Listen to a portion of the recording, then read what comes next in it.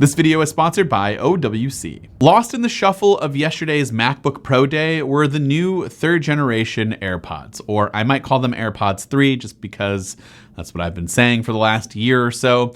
But you can now pick these up from Apple for $179. And the biggest question that I'm going to get is, should you buy these over the AirPods Pro, which look nearly identical? Well, I think I can keep this video relatively short and hopefully answer your question.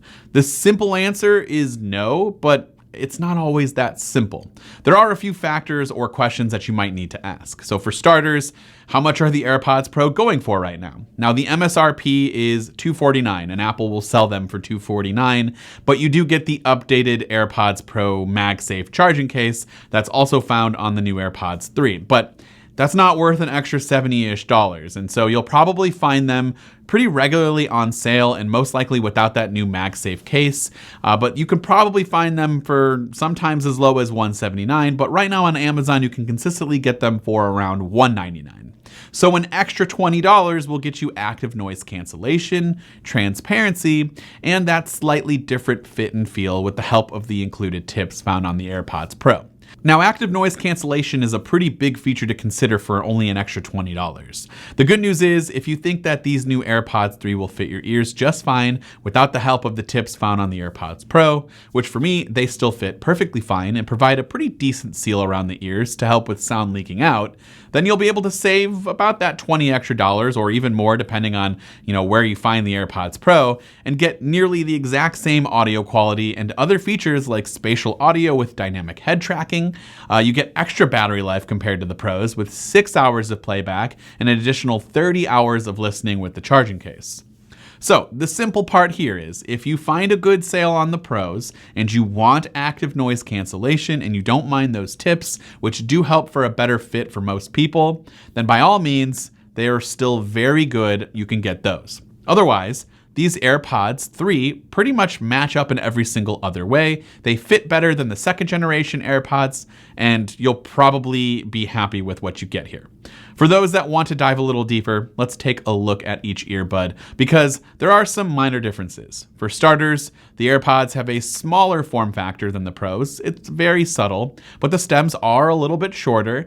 And then obviously the rest look pretty much the same as if you just chopped the tip off of the Pros.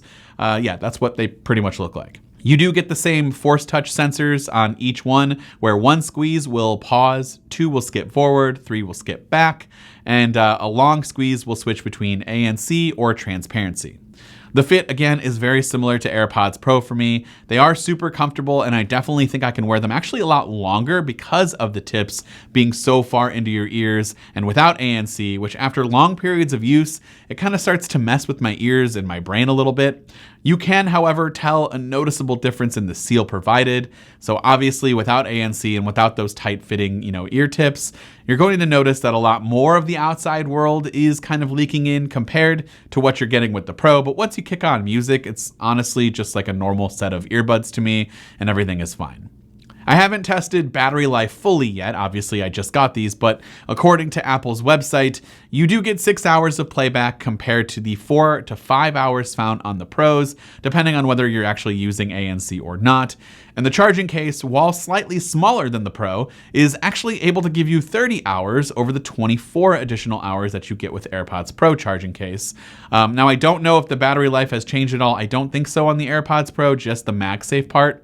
But speaking of that MagSafe feature, you do get the ability to now perfectly find that charging spot every time on a MagSafe charger, and it keeps them firmly in place. Of course, one would have to assume that reverse wireless charging should be on the way soon, but for those curious with the current iPhone 13, no, it cannot reverse charge, and no, it does not stick to the back of your iPhone either.